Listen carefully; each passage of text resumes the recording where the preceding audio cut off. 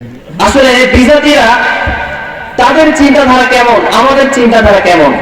বিজাতিদের চিন্তাধারা হচ্ছে মুসলমানদেরকে আল্লাহ তাআলা থেকে দূরে রাখতে হবে।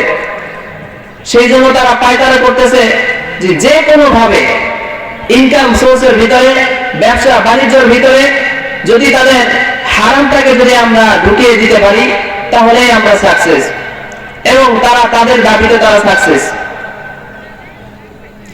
যদি কোনো মুসলমান জেনে শুনে যদি হারাম খায় তাহলে তার সাথে আল্লাহ পাক রব্বুল আলামিনের কোনো সম্পর্ক থাকে না। কুকুর হারাম খায়, কুকুরের পশমও হারাম।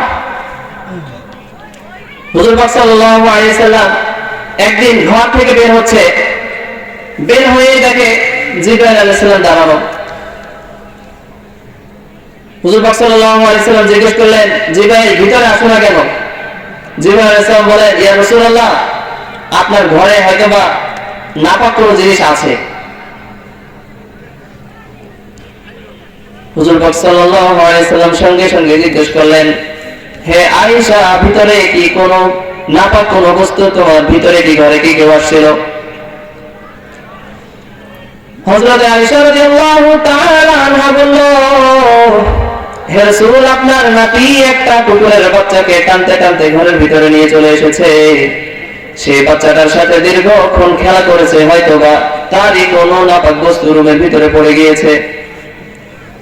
হুজুর পাক সাল্লাল্লাহু আলাইহি সাল্লাম বলেন, হে আয়েশা, দেরি না করে দ্রুত ঘরটাকে ভালোভাবে পরিষ্কার করে ঝাড়ু দিয়ে ফেরিয়ে দাও,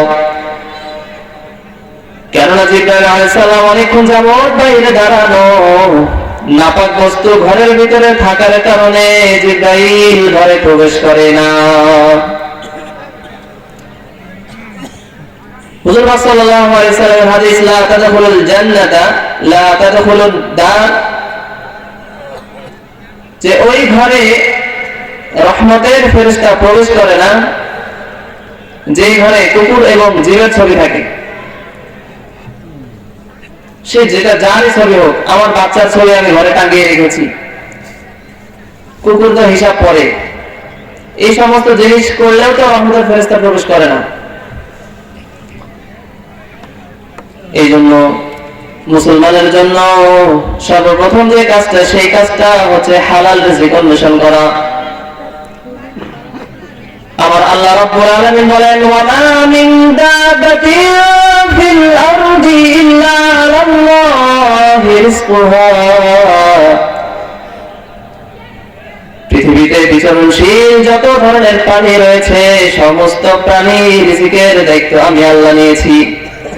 হে বান্দা, তুমি যখন দুনিয়াতে বিচরণ করবা, তুমি আমার হুকুম মেনে চলো, তোমার রিজিকের দায়িত্ব আমি আল্লাহ নিয়েছি।